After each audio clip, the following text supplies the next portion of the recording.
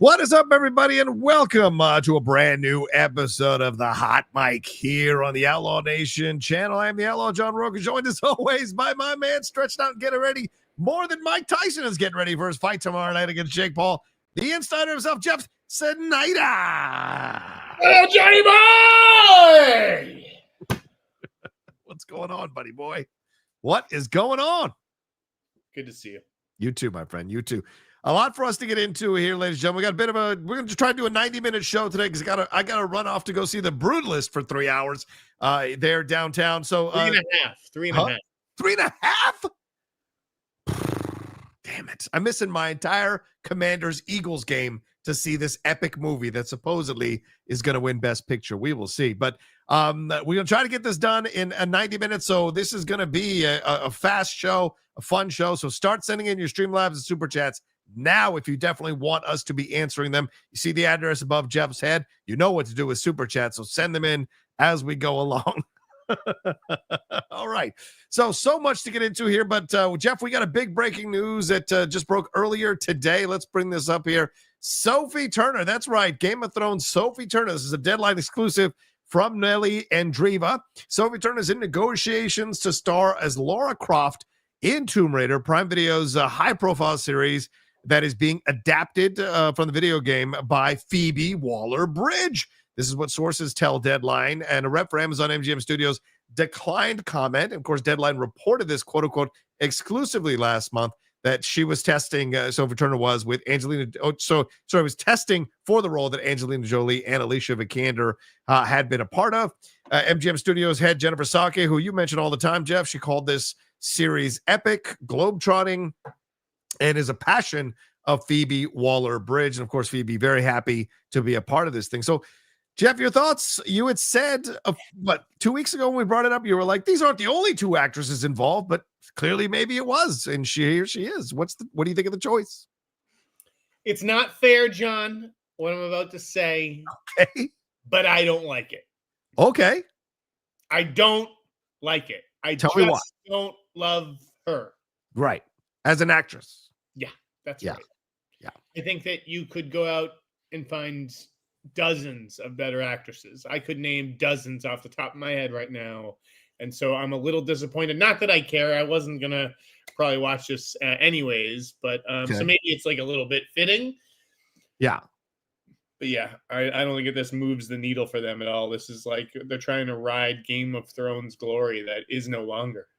Yeah, I have a lot of questions with this choice. I mean, I think Sophie has not proven that she can carry a franchise like this on her own. Her acting has not been that strong. She was terrible in Dark Phoenix. I tried watching 2 episodes of that Anna series, I think is what it was called, her series, the British one, and I was like not that impressed. So this is a hell of a thing to hang on a young actress in the situation that she's in, and I guess they didn't like, I forget the name of the other actress who was involved there, the actress from Icarus File. I guess they just didn't like what she was bringing to the table and wanted to go with Sophie. As you said, the name recognition. I'm surprised Phoebe Waller-Bridge is on board with this. And I want to lay this out because a lot of people talk to us about how great Phoebe Waller-Bridge is. She's an independent mind, independent thinker. She's fighting for a look and an aesthetic and all of this stuff. And then you go with someone like Sophie Turner, who's not that strong, who's a name, who's a pretty easy choice in certain ways. And so I'm just surprised by this all around, Jeff. Do you think that they felt that this series maybe was losing a little bit of steam in terms of the attention, in terms of the buzz, and they thought, okay, we'll bring in Sophie Turner?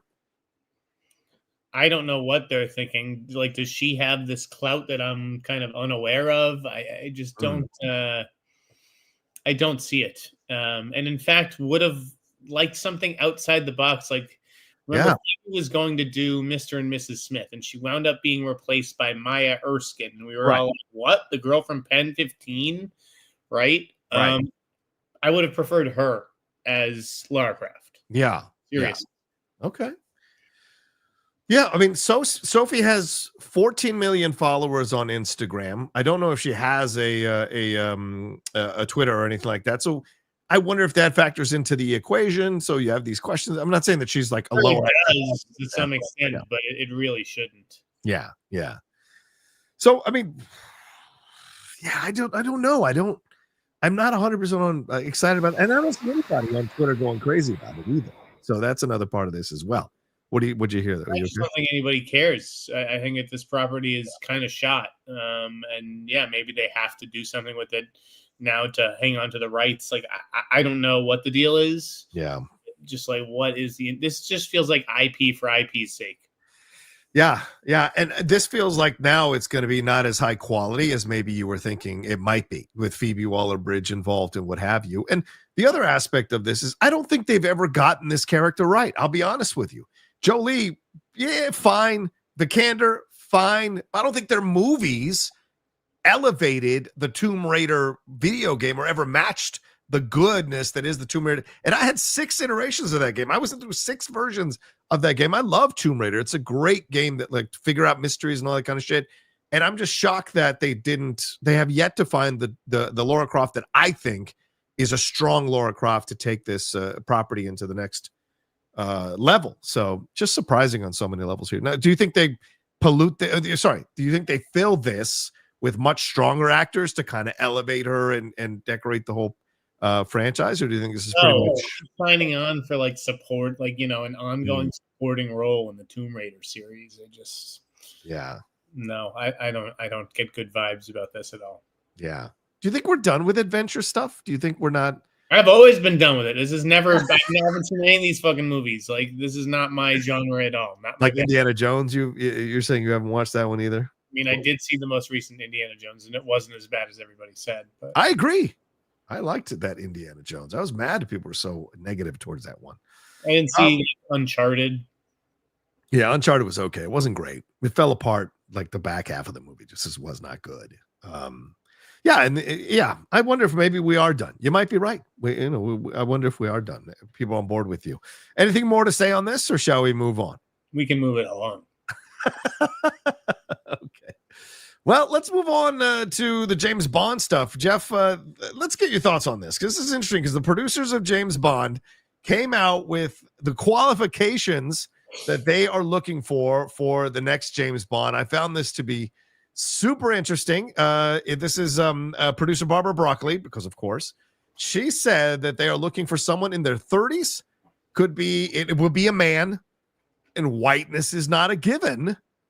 So now there's everybody and their mother throwing the kitchen sink at the wall on this one. Is this just a delay tactic, or is this actually them kind of honing in and making it a wide open search? Oh, I think it's delay. Yeah. I mean, like you keep it people talking about it, but you're not making a decision anytime soon. Is what you say? No, I think that this is a ways off. I think that she has other priorities. Like, Amazon wants this to happen like yesterday, but right, she's in no rush. Yeah.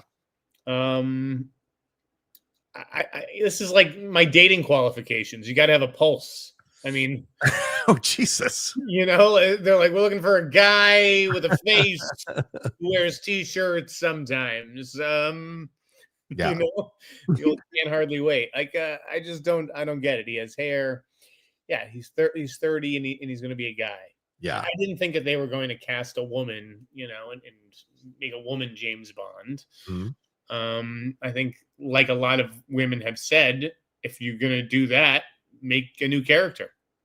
Yeah, right. You know, make a James Bond or whatever it is.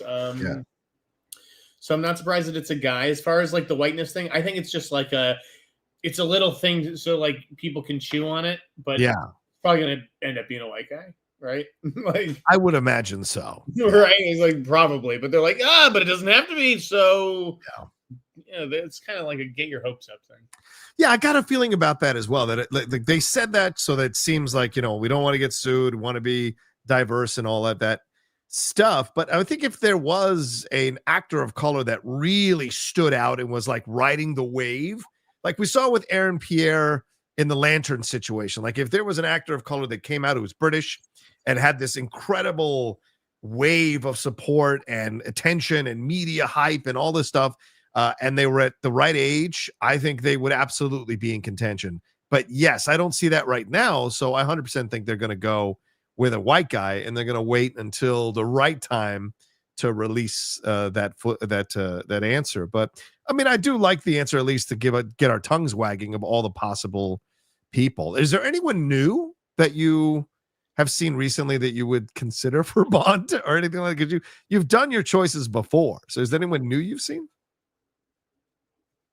I mean, not really. So they have to be British, right? Yeah, I would imagine so. Yeah, or Scottish or Irish. Like I imagine they would have to be from those countries. Wales, even Welsh, even is possible. So, I mean,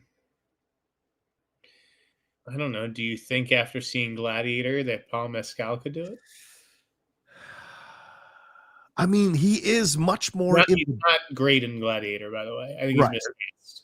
Yeah, I was reading the people's predictions for him being nominated, and I was like, I don't know what people are talking about. I think this is absolute. If you were to go the Daniel Craig route, a seamless Daniel Craig route, Mescal could work, especially coming out of Gladiator 2. He's got that ruggedness to him. So it could be an easier, smoother transition. So instead of someone who's much more, I don't know, much more posh in the way they're showing themselves, like Golding or Regine Page or even Cavill, who I don't think Cavill's in. James comes off as posh just because, like, the gentleman and everything, but I think he'd be really good. Do you think because he didn't get the lanterns thing, he might be a choice here? Who? Theo James? I'm sorry, no. Who I was thinking? Who else did you see that was in contention for lanterns besides Aaron Pierre? Who did you say the other black actor was? Stephen James. Stephen James. Oh, sorry, I got confused there. Do you think Stephen James would have a shot at this one? Probably not. No. Okay. Yeah. Theo James, I think, is going to be big off after the monkey. I think he's going to really pop off that. Okay. You seen that trailer? Wow. Look at these pictures of this guy. Yikes. Okay. I've never looked like that. Have you seen the trailer for the monkey? I have the monkey. Which one's that one? The horror one. We talked about it 3 weeks ago. Yeah. I think he's going to pop off that. Okay. Sounds good. All right. Anything more you want to say on this one? Do you think Aaron Taylor Johnson is the pole position or no? No, I don't. Okay. I don't think that. So. Okay. All right. Keep your Streamlabs and Super Chats coming in, ladies and gentlemen. We only have 2 Super Chats. What's going on here? Send in your love. What's going on? We have almost 400 of you joining us live already. Give it some love, for God's sake. I need to show some nipple because I will. I don't. Right? It's so close. I don't think you should. I got to be honest with you. I don't think that's going to get us over the top. Although I appreciate the desire. Surprised. Yeah. One day you'll be begging me for the nipple. Free the nipple. You don't mean me, you mean them. I appreciate that. All right, let's move on to some Star Wars stuff, Jeff. Let's do our updates here. So another article came out from your friend there, Boris Kitt, in the Hollywood Reporter this week, talking about basically some of the stuff we had mentioned last week, that how can they have a Star Wars 9, 10, 11, or 10, 11, and 12 in motion with Rey being a huge part of it and work on a Rey movie. It really highlighted the dysfunction going on behind the scenes, how some directors know what the Star Wars plan is and other directors don't. The Taika Waititi movie is still in play, apparently. I'm surprised they didn't mention the Rian Johnson trilogy, but they did mention that one of the sources say that Rey is the most valuable cinematic asset that they have. A lot of people pushed back, I saw, in reaction to this. And they ended up calling the original trilogy like the New Testament, and that there's second guessing going on as they try to create the Old Testament, and they're trying to create the New Testament here with these new movies. And they're saying there's a lot of disagreement going on behind the scenes, a lot of second guessing, and that they're focused on nostalgia, and they've run out essentially of nostalgia. So is this article a bunch? There you go. What's up, Master Chief? What do you got for us, Master Chief? Does not like this. I don't know. Kill it. What are your Hmm. thoughts on them? It's just highlight more of the dysfunction, right? This is not helping Star Wars at all, dude. Hey, it's Rey. Baby, I got your money. Say Rey. Yo. Shout out to ODB. What do you guys want to know about Rey? Okay, go ahead. Is Rey going to be in 7 films? Is that really the plan? Rey's going to be in every Star Wars movie from now until the end of time. What if I was like Daisy Ridley underwent a full body scan and has lent her image to Star Wars for the next 100 years. I mean, wouldn't that be incredible? That would be incredible. So, okay. I think she's going to be in at least the first, movie of this new trilogy, and I would imagine the second one. I think that she could be in the Charmin. I mean, she's going to be in the Charmin movie if that movie gets made, right? And there's the Sean Levy one. So I think that's 4. Yeah. So maybe she signs a 3 or 4 or 5 movie deal. I don't think it's going to be 7 movies. But. Right. Am I allowed to say anything if I've got stuff? Because you always get so upset. I don't get so upset. It's my sources who get so upset because they say John's wrong. Good. Well, I've got another one for you. Go ahead. Right. According to my... I wish you'd run it by me before. I don't like to run it by you because I like to get your honest reaction as we do this. Because your name is not on this stuff, right? I make it very clear. It's from my sources. It's my responsibility. You come after me. Jeff is not journalistically involved in any of this stuff, okay? Is that your concern? Is that your worry with this stuff? No, I don't care. Okay. All right. So from what I hear, there were discussions for the next trilogy at one point to take place 100 years after Rise of Skywalker, with Grogu being grown up, and Grogu would have been the Obi-Wan of the new trilogy, leading the Mandalorians and the Jedi, but then they decided to go with the Rey route. And when I said, is that Kathleen Kennedy making that switch? They were like 100%. Maybe there was an issue there that Grogu being a Jon Favreau creation, Kathleen Kennedy felt a little bit like it should be what she wanted, which is a female-led Star Wars with Rey being involved in this. So that's what I hear from my source telling me that stuff. And of course, this is the same person who told me that Boyega would be coming back. So that's kind of up in the air for now. So I think that makes sense. I think that passes my bullshit meter. I don't know if it passes your bullshit meter. That Grogu. To recap it, it's that say it in a sentence. So 100 years from now, you start the trilogy would start 100 years from now. Grogu is now grown up, a master Jedi, and he is the one training the Jedi school, training the new Mandalorians, bringing together the Mandalorians and the Jedi, and he is in charge of them, and they're going up against the Sith or what have you. That would have been the case. Fit into it. Huh? Well, say that again. And where does she fit into it? She wouldn't fit into it. That's what I'm saying. It would have been him instead of her. They would not have gone back to the Rey well at all. So they decided.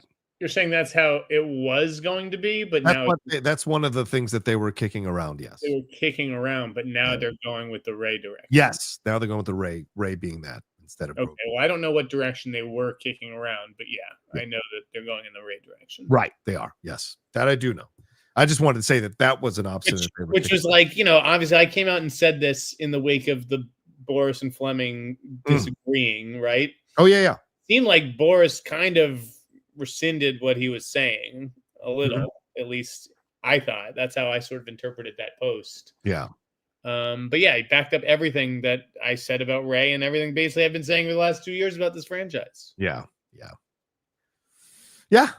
So we will see what what it ends up being. Anything more to take away from this article that stood out to you, Jeff? Anything that in the way they looked at the nostalgia stuff or anything like that, or the dysfunction behind the scenes? Anything new? The only thing I guess I'll say is like it sounded from their report like they didn't have a writer yet on the Charmin movie, but they do. Okay. Whether that deal is closed or not, I don't know, but they have their person. Yeah. So maybe Boris will report that tomorrow in Heat Vision. I don't know. You know that they have a person? You know that they have a person? Yeah.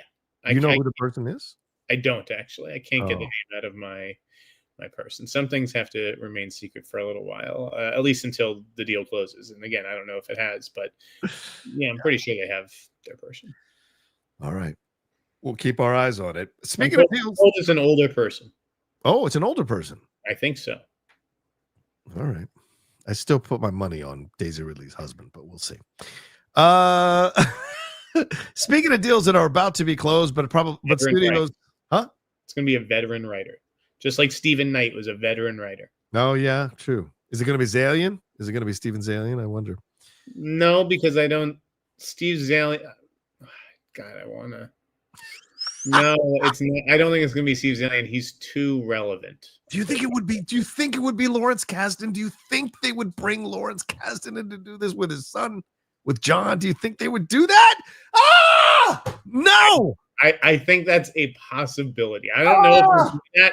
I think that he would fit the description of the one or two adjectives that I heard to describe whoever the choice was. I'm not going to say what those were, but he would. Oh man. Now look, I'm not here to slander Lawrence Kasdan or John. I'm not saying. I would like someone else. I would like someone else. Could be Eric Roth. I don't think it's Cap. I don't think. Okay. Oh, David Cap. Yeah. People are just naming like big writers. So, you know, it could be like somebody old and like I think Caroline Thompson is a great writer. I was just going to say, why wouldn't it be an older female writer? Yeah. Scissor, like she did Edward Scissorhands. Yeah. I mean, is Melissa Matheson still with us? Ooh, no, I think she's passed on, hasn't she? Yeah, well, I think she may have. Yeah. I'm not sure. But just like Erin Cressida Wilson or somebody, one of the big female writers for sure. It could be. Who did Devil Wears Prada? I don't remember. Lynn Brosh McKenna.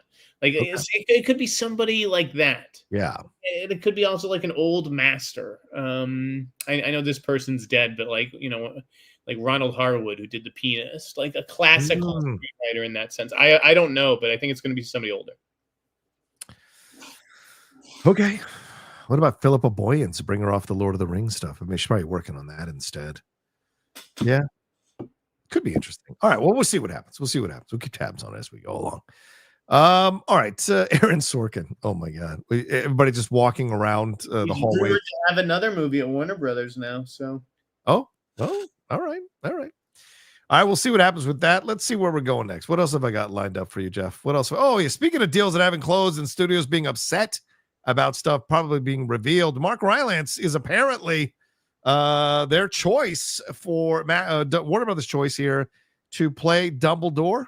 Jeff, you had some thoughts about this in your newsletter and also in your own personal life. Your thoughts on this? Do you like this choice? Do you think he's the right choice? Do you think he's a good one for Dumbledore? We, of course, had Richard Harris and Michael Gambon. I don't give a single fuck about Dumbledore or this franchise. I don't know what makes a good Dumbledore. I think that Rylance is great casting just because, like, he is considered one of the world's greatest actors. Yes, 100%. If not the greatest, seriously, like as far as active actors. So I think the Harry Potter franchise would be lucky to have him if he's willing to do television. And I don't know if he is. I don't know if he'd say yes to this. I mean, it's a it's a commitment for 10 years, I think, or something like that, right? It's like a long commitment because we've got to do all those series and all those books. It's pretty much job security, Jeff, for a guy who's, you know, getting up there. He's 64, right? Something like that. So yeah, but he's like, listen, there's no Daniel Day-Lewis, there's no Jack Nicholson. Like, yeah, he's got security, I feel like. Somebody please do Jack Nicholson as Dumbledore. Send me that drawing. Send me that AI sketch. I don't care. Like, send me that Jack Nicholson as Dumbledore. I need to see that. I'm just saying Mark Rylance would be working outside of the Harry Potter franchise. I think he'll be fine for 15 years of his career. But I get what you're saying as an older actor. Yeah, maybe, you know, there is something to be taken from job security. Job security is nice. Look, Tom Cruise is 2 years younger than him at 62. Tom is fine. You know, Rylance has been a workman actor, both on stage and on screen. No franchise is led by Mark Rylance. I mean, unless you want to call the Wolf Hall thing a franchise and TV wise. But, like, you know, this could be a nice chunk of change to take him financially to the next level. Could be fun to do it. Plus, it's a beloved British property. And Tom is auditioning too. Huh? Tom is auditioning too. Tom who? Tom Cruise. He wants to be Harry Potter. He thinks he could be the boy wizard. Just he would pay for the de-aging. He would pay for the de-aging. I just want to see Tom Cruise running through the halls of Hogwarts. Just that would be just amazing. I mean, absolutely amazing. Give him the glasses. You give him the little scarf and a little thing on his forehead. That's Harry Potter. Let's not even talk about it. Let's just pretend he's 12. Yeah, but he'd have to act. That's what I'm saying with a 12-year-old. Oh man, that would be super. Right. You put him in there with 12-year-olds, and let's all just agree to pretend he's 12. I like this. Tom Cruise for Dobby. I like that. Tom Cruise for Dobby. That'd be hilarious. Tom Cruise as Voldemort would be. Oh, now you got me. Cruise was fucking Voldemort. Now you got me. Now I might be in. That could be awesome. Let's see what else we got here. So we'll see. I mean, I like the choice. I think he looks good, and we'll see what the end result is. Jeff, did you get a chance to see the Disney Plus trailer? Did you see some of this Noah Hawley After Earth alien stuff? Did you see the Andor 2 stuff? Did you see the Bear stuff? What did you think of this trailer? Anything jump out at you from that trailer? You know, got some more for Ironheart and other projects there that were a part of Disney Plus. Huh? I didn't watch it. Sorry. Oh, okay. All right. What about so you didn't see any? Do you like this as an alien? Like this is the alien in Noah Hawley's After Earth or whatever it's called, On Earth or whatever it's called. Are you excited for this? I'm sure it'll be like Alien. Sorry, Alien. I am excited because I think Noah Hawley's Fargo series is like one of the best things of the last decade. So I am looking forward to Alien Earth. But yeah, I'm sure it'll be. I don't think it'll break the mold. Okay. And his Legion is great as well for people who maybe have not seen Legion. I tried to watch Legion. I couldn't. Yeah, wasn't your jam. Hey, some comic book things aren't for me. If you catch my drift. Who would have thought? I don't know if there's anything that we recently got access to that's coming out soon. Oh, comic book wise? But some things aren't for me. What did you get access to, Jeff? Do you want to tell the audience? Share with the class, Jeff. I can't. I'll let you guys speculate and you can guess. You're not allowed to say, is what you're saying. What superhero? Oh, did you get a screening of a particular movie? Is that what you're trying to tell us? No. Or was it a TV show? No? All right. Anyways. Yeah, let's move on. Anyways, Joyce. Let's move on to this story, man. Let's talk about this. Syndey Sweeney. What are your thoughts on this, Jeff? Syndey Sweeney had some things to say about fake female empowerment in Hollywood. She made the comments in an interview with Vanity Fair. Here, I'm going to just bring her up here because I don't have. Why don't we? People want to look at Syndey Sweeney more than they want to look at us. Yeah. Let me just bring this picture up. Here we go. There we go. There we go. She made the comments in an interview with Vanity Fair published Wednesday, responding to widely reported comments made by Hollywood producer Carol Baum earlier this year, who said that Sweeney is, quote, not pretty and, quote, can't act. I think she was a professor at USC when she said these things in a class. At the time, Syndey Sweeney's team called the comments, quote, shameful, but now she's saying this, quote, it's very disheartening to see women tear other women down, especially when women who are successful in other avenues of their industry see younger talent working really hard, hoping to achieve whatever dreams that they may have, and then trying to bash and discredit any work that they've done. The entire industry, all people say is women empowering other women. None of it is happening. All of it is fake and a front for all the other shit that they say behind everyone's back. I mean, there's so many studies and different opinions on the reasoning behind it. I've read that our entire lives we were raised, and it's a generational problem to believe only one woman can be at the top. There's one woman who can get the man. There's only one woman who can be, I don't know, anything. So that all the others feel like they have to fight each other to take that woman down instead of being like, let's all lift each other up. I'm still trying to figure it out. I'm just trying my best over here. Why am I getting attacked? So, Jeff, your thoughts on this? I don't think she said anything groundbreaking. Your thoughts? Yeah, guys, this is the Hollywood I know and live in and work in. Like, I don't understand if you're swallowing all this junket stuff. Right, where everyone had a great time working with unless it's the it ends with us junket. Oh yeah, right, yeah. Everybody had a great time working with everybody. No, it's not. It's not like that. Okay, these people are in competition with each other. Yeah, and yeah, things get vicious, things get heated. I mean, it's just listen to two producers or a director talk about casting. Oh, I don't want to cast this person because of X, Y, or Z, because she looks this way, or she does this weird thing with her lip, or I can't stand, when she tries to do an accent. I mean, a zillion things, right? John, you're an actor. Yeah. Yeah. Nothing about this, for me personally, was surprising. Jeff, you and I work in this business.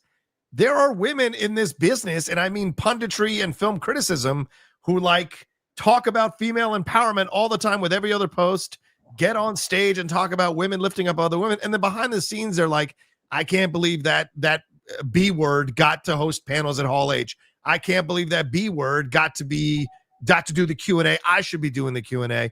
I should be doing this or that.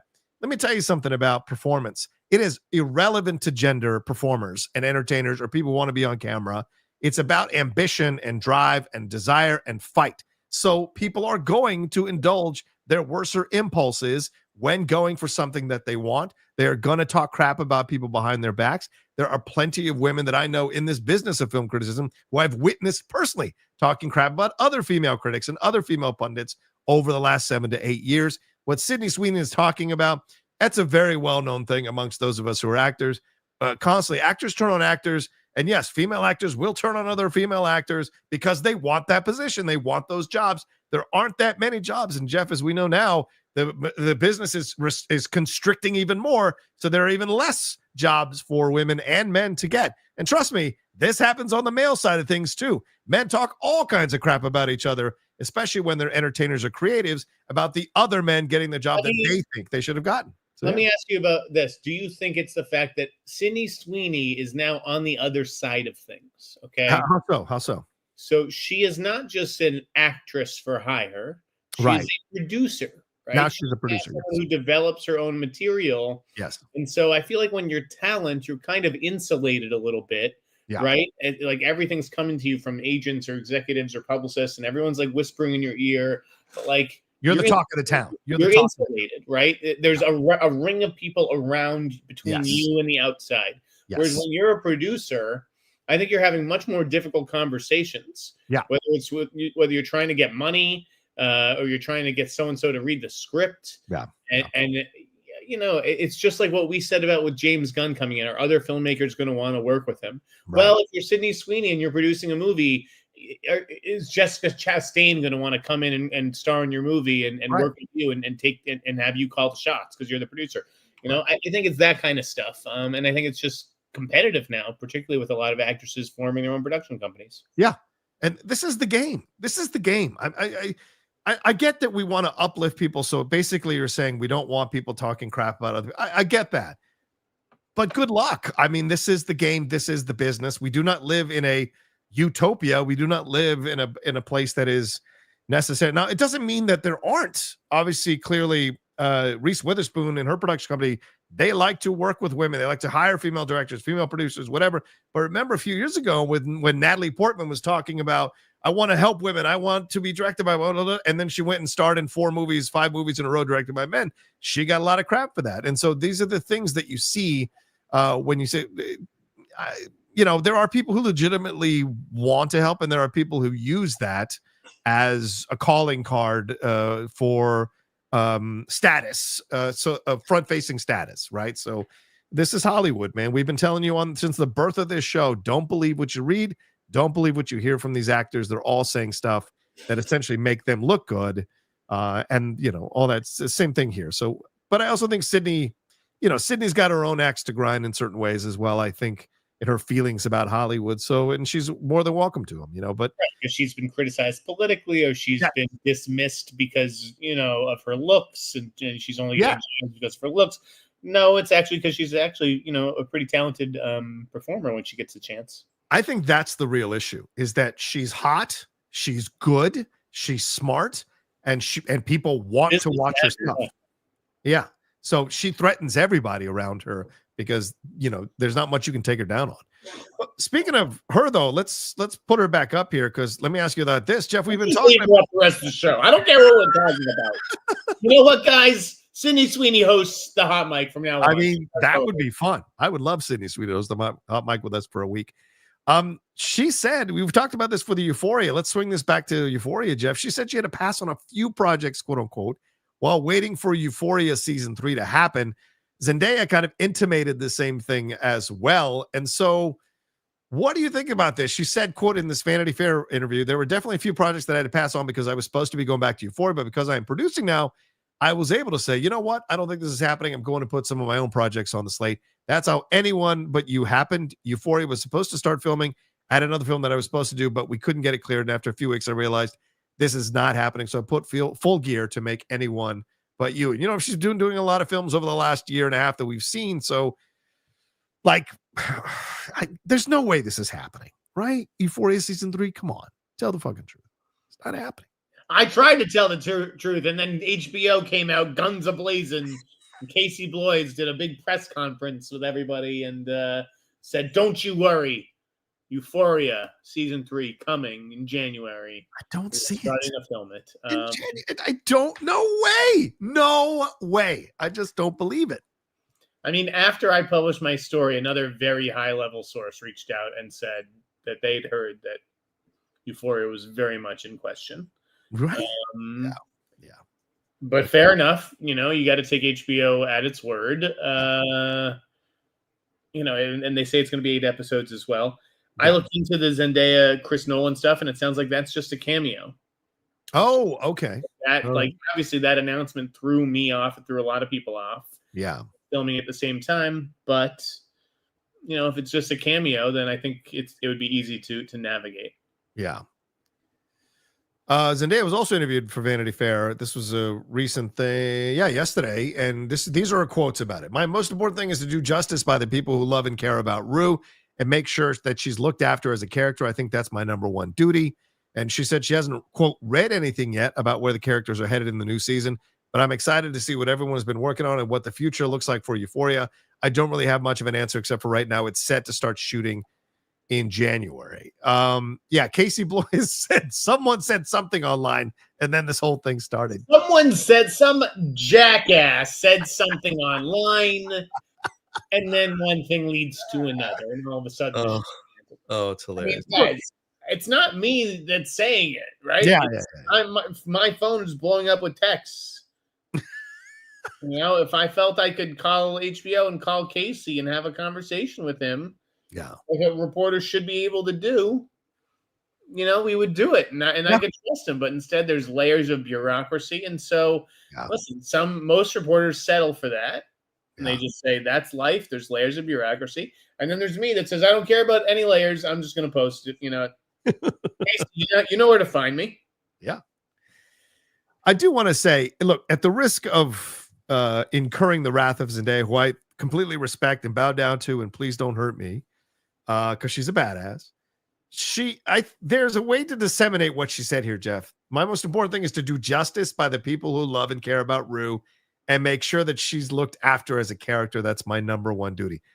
That's saying to me, like, I'm leaving myself an out to not do the season if I don't think you're doing justice to the character that I love. That to me that's actor speak for I'm laying the excuse out now for when I walk away from this project in January.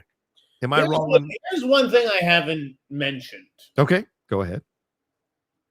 At the risk of getting more. I'll give it away here now. So I have heard, you know, because I was really hammering like her schedule with the first half of the year and Euphoria and Nolan. Someone reached out and said, you should be more interested in the second half of the year. Oh, interesting. Why is that? Said that because I'm under the impression that like Spider-Man would go right in the second half of the year. Sounds like if it does, I don't know, man. I keep hearing Spider-Man 4 may have been pushed to like end of 2025, early 2026. Like, I don't see a world in which it makes that release date in 2026 in the summer. Wow. So I'm hearing that something's up with Spider-Man 4's date and that may be pushed some months. Yeah. Yeah. So does that mean like it'll get pushed. Will that affect Secret Wars getting pushed? Because that's supposed to land right. I have no idea. Okay, because it's supposed to land in the middle, I think, of the two, which is why I ask you that. So, all right. And I haven't confirmed anything. I haven't even asked Sony or whatever. I just, I hear someone reached out saying to keep an eye on that situation. Wow. Okay. Oh boy. Like, could Dune go next year and then push and like be before Spider-Man? I don't know. It's a good question. This is the kind of stuff you get on this show, people. This is why you have to watch this show. This is also why you have to support this show with your Streamlabs and Superchats, because this is the kind of information you don't get anywhere else, for God's sakes. And so we're trying to get to this. Stream of consciousness. There's no fucking editor looking over my shoulder. There's no team of lawyers signing off. Let me say this. I'm a wild man. That he is. It wasn't just Josh McCouga. It's me. What? What's it? Oh, yeah, that's right. Wild man. I remember those days. All right, well, let's take a break, Jeff. On the other side, we'll talk some more actresses talking about stuff going on in Hollywood and other trailers and such. And then we'll answer your Streamlabs. But we also have a special thing that we're going to do here if we have time, which could be a lot of fun. So we'll let you know about that in just a little bit. We're back right after this. What's going on here? Jesus.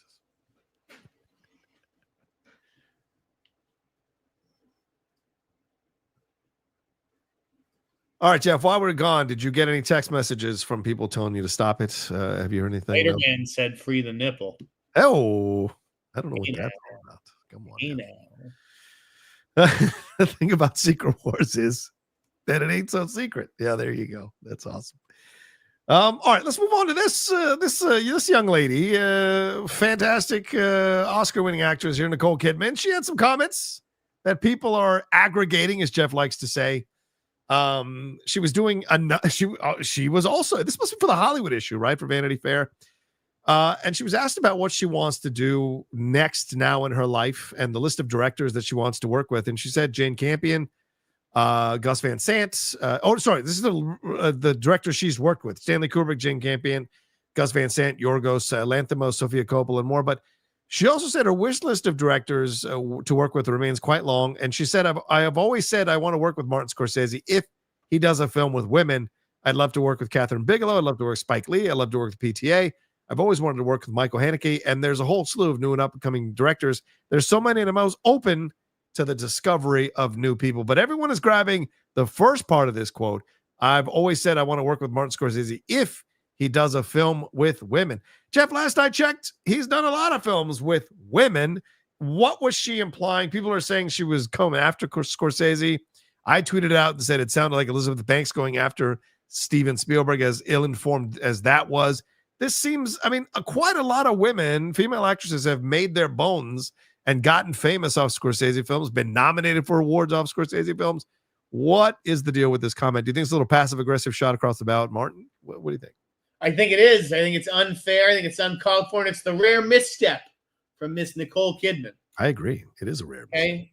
What do you want, Nicole Kidman? You want fucking Martin Scorsese dancing around on the beach with you? Huh? Is that what you want? You ever heard of Ginger from Casino? Yeah. Karen, that was all we had, Karen. Oh, you ever heard of Lorraine Bracco from fucking Goodfellas? True. Adam Moriarty from Raging Bull. Yeah. Lily Gladstone. Hello. Taxi driver Lily Gladstone. Come on. This is nonsense. Sybil Shepherd and Jodie Foster. Two women up for that. You're wrong. Yeah, I thought it was odd for her to say that. And I think there's this narrative about Scorsese that people use. And I've seen the snarky narrative from people who've said, the women in his movies, he never makes a movie. It's like, I get it because of the Anna Paquin thing, how she only said like Sandra 7 words. It's a different. Oh, yeah, Sandra Bernhard in King of Comedy. I think After Hours. I think Rosanna Arquette. I think you can go. Ellen Burstyn, right? She won the Oscar for Alice Doesn't Live Here Anymore. So he casts well when he casts women in his films. And I get it. most of his films are led by men. I totally get that. But it's not like these roles aren't attention-grabbing roles, aren't roles that get you nominations, get you awards. And so I thought it was super unfair for her to say that, and it's like when people came for Wes Anderson for not having more people of color in his movies. Like, Wes ain't telling those kinds of shows, it's stories. And to be honest with you, I don't want Lily White Wes Anderson telling me a story about a person of color or black. I just don't need it. If he does it, great. I don't need it. I don't call upon him to do it. So I don't understand why Nicole would say something like this and say with women. It just doesn't make sense, brother. Agreed. Right. Michelle Pfeiffer, Winona Ryder. Exactly. It's another great point for sure. Yeah, age innocence. All right, we'll leave it be there. The Harry Potter stuff is out. All right, so what else have we got here to discuss? What do you think about the Matt Reeves situation here, brother? Matt Reeves hinting that they're working on a Penguin season 2. You had the rumors last week about Joker and all of that, and James Gunn came after you personally and choked you out in your sleep. What are your thoughts here on? Do you think there's truth to Matt Reeves looking at a season 2 on this? Yeah, I do. Okay. I think it just the show is super well received. I think Colin liked doing it. I'm sure it wasn't that much fun sitting in that makeup chair every day, but I think he's going to get an Emmy nomination for it. So I'd be surprised if it didn't come back. Plus, it's just did a great job of laying all the groundwork and getting Penguin to like a certain level. Now let's see him operate at that level. Yeah, I agree. And he says he's going to, do you want to see him in the next 2 films? There were also rumors that he might jump into the next 2 films. Yes. Yeah. Yeah, I want to see as much of this character as I can get. People like him just like they like Tony Soprano because, I mean, he's the villain in in the world of this Batman stuff, but people like rooting for him. Yeah. Sure. And the end of the show set up something with Catwoman, right? Yes. Selena Kyle is mentioned, and I think that you're on something with your thing about Catwoman. And if that is the case, and there is a Catwoman show, okay, how about I just report this? How about I just say there's a cat? Let's just say that, John. There's a Catwoman show in the works. I'm just making this up. Okay, let's report it to see if James Gunn denies that. Right. I feel like Catwoman makes logical sense given the way that they left the Penguin, and that she could be the one who gets a series in between 2 and 3, and that doesn't mean the Joker can't be a part of it. Again, What did he say? He said there's not going to be a Joker series. He didn't say Joker's not going to appear in a series. Right. I think this is very possible for a Penguin season 2. That seems to make all the sense in the world. As you said, a lot of people talking about this show, and people love this show. And even Colin said, I would happily come back if you wrote a, quote, muscular, strong script. So Lauren LaFranc, I think, is essential for her to come back as well as a showrunner. This isn't just Matt Reeves wanting to do it. It's also making sure Lauren feels like there's a story to tell, because she's made it very clear in all those behind the scenes on each of the episodes that it was the Vic thing that was a very strong storyline that attracted her to write the season. Not the only one, obviously, because Penguin and Sophia, but the Vic story was strong. So, what will you do for an encore? That's something that could be interesting to explore, Casey Bloys said that there's no plans for a Catwoman show. They're all lying, Will McLean. Everybody's lying. Guys, stop listening to these people. I don't know. I say this. Stop listening to these people. They'll say whatever they need to say in a certain moment, and then because there's no cost to changing their minds. But it also sounds ridiculous if the head of HBO is saying we're not doing this, and I'm like some blogger being like, yes, you are. You're doing this TV show. I'm just saying don't listen. I'm not saying contradict them. I'm just saying don't listen, because I don't believe I've learned not to believe anybody, because they always change. If they can get these actors, who knows where some of these actors are going to be 2, 3, 4 years from now. Right. Say all you want doesn't mean you're actually going to get them. Right. It's a great point. I do want to ask you about one thing. And look, I asked you about this comment, and I know this is a bit of a surprise. I didn't include it in our rundown, but I saw this on Variety, and I got to ask you about this. Now, this weekend, Christmas film Red One is coming out. And Dwayne Johnson said, and I love The Rock. But he did say in a video interview for IMAX, with Red One, our intention was to make a movie that you can enjoy on the biggest screen possible. Legitimately, the biggest screens possible are IMAX, always promoting. The Rock is just a natural salesman. He said, I was midway through shooting Red One and I had an opportunity to see Oppenheimer. I watched it in the IMAX theater where Christopher Nolan watches and screens his movies. Him and Emma Thomas, his wife. I even asked to let me sit where Chris sits, and they said, Chris sits here. And I watched Oppenheimer, and it was amazing. But I was thinking, holy shit, Red One on this screen and with this technology could be game over. And I remember texting director Jake Kasdan a picture of my bare chest and a picture of the screen. And we both realized how cool IMAX would be. Jeff, what in the hell is he talking about? I mean, for God's sake, I love The Rock. Again, I love The Rock, but this is a nonsense thing to say. When I pee in bottles, I pee in Terramana tequila bottles. Bro, he owned it. He owned it. I have a Terramana tequila toast. No. I saw the movie last night. I almost forgot that I saw it last night. It is literally like instantly forgettable. Like I felt like Tommy Lee Jones came out after the movie and was just like, boo, like completely forgot. Wait, what did I just see? That's hilarious. Yeah, IMAX. It's great for making things bigger, and I'm the biggest that there is. So imagine that. It's game over. No, look, The Rock is super intelligent. That's why I point this stuff out. When this stuff pops up, I just go, what are you doing, man? Why are you saying this stuff? Why are you comparing Red One to Oppenheimer? Like, what are you doing? Like, it just sat in Chris's seat and I sat there and I tried to take in his genius. And I thought, Red One. Yeah. I mean, it's almost, you can almost hear, and I don't want to veer into this angle, but you can almost hear Trump saying this, right? I went to the theater. I sat in Christopher Nolan's seat. This is the seat. They saved it for me. I was huge. I had to do it. And it's just like, man, what are you doing? So anyway, I just thought it was such a ridiculous statement for something like Red One, for God's sakes, Jeff. So, but I love Dwayne, man. Gotta sell. Listen, gotta sell. Movie star, you don't get to pick and choose. You got to sell whatever it is. Well, I mean, he does get to pick and choose. That he got to pick and choose years ago. That he picked, he chose. He picked, he chose. Now he's got to sell. You got to stick with that decision. That's true. That's true. All right. Anyway, let's move on to these trailers. What do you think of these Marvel trailers, Jeff? We had a few of these over the weekend. Did you? Oh, no, wait. We should do this one. Did you like the Mission Impossible trailer, brother, man? We have the second installment here. Of course, they're not calling it part 2, but it is the final reckoning, quote unquote, the final reckoning. Just a teaser trailer.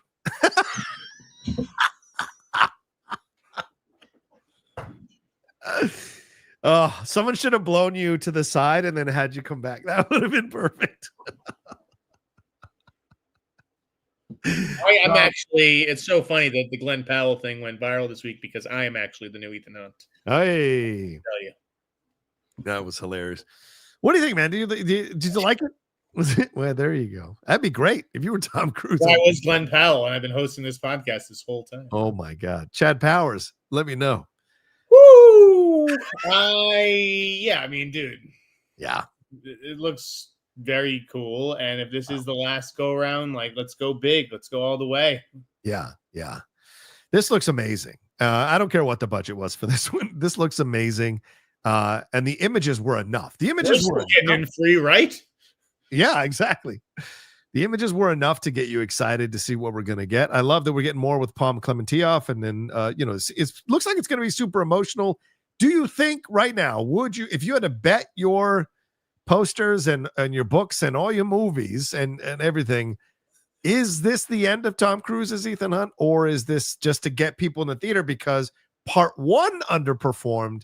And so what makes you overlook an underperforming film you weren't that interested in? Oh, it might be the final one Tom Cruise does. Right, exactly. That's what I'm hoping. They took part 1 off of Dead Reckoning, right? Yeah. They halfway after this movie, 2 weeks after this movie's been released, they'll stick it back on. Yeah. Final Reckoning, part 1. Do I think this is his last one? I mean, it feels like it. Yeah, you think so? Yeah. I kind At of 62, he's finally done. I think he just realizes that the best stories gotta have an end. Yeah. Well, I mean, he waited what 30-something years for a sequel to Top Gun. I So mean, 8 movies is a lot. it is, And dude. I don't think anyone thought it was going to get to 8, especially after 2 or 3. 2 is terrible. And I think that at some point, yeah, it's like, what are you going to do? Come back for Mission Impossible 9? Like, it sounds just a little ridiculous. It sounds like you're entering Fast and Furious territory. I was just going to say that's Vin Diesel territory. Yeah. So I think that this is probably the place to leave it. And he is going to transition. And I mean, it's not like he's still going to go to space and he's still going to fucking do all kinds of crazy shit, I'm sure. But I think this is probably the time where it start to wind down. Yeah. I agree. I think so as well. And yeah, and it doesn't need to be hurting himself anymore. He's getting hurt more and more on these. So he's getting older. And at some point, the bar becomes too high to clear. And there are other things he can do. And the thing is, he doesn't need it anymore. Like, there was a stage in his life where Mission Impossible brought him back from the couch jumping, right? He doesn't need it anymore. Tom Cruise is that Top Gun Maverick, I think, completely solidified Tom Cruise forever as a star, movie star. Man standing.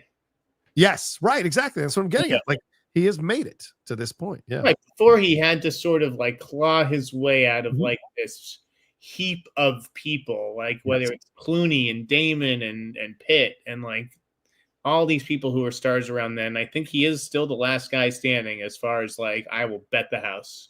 Yep. He's outlasted them all, dude. There's nothing left that Tom Cruise has to prove. Absolutely nothing, man. All right. So what did you think of the Marvel trailers? Anything to say on these, man? The Captain America 4 trailer, the Thunderbolts trailer. I know you didn't watch the What If trailer. So anything stood out to you on these that were released? I didn't watch any of these fucking trailers. Spoiler alert, Johnny boy. Hey. You didn't watch them? All right. Yeah, I'm sold, dude. And you put Anthony Mackie in a movie, I'm sold.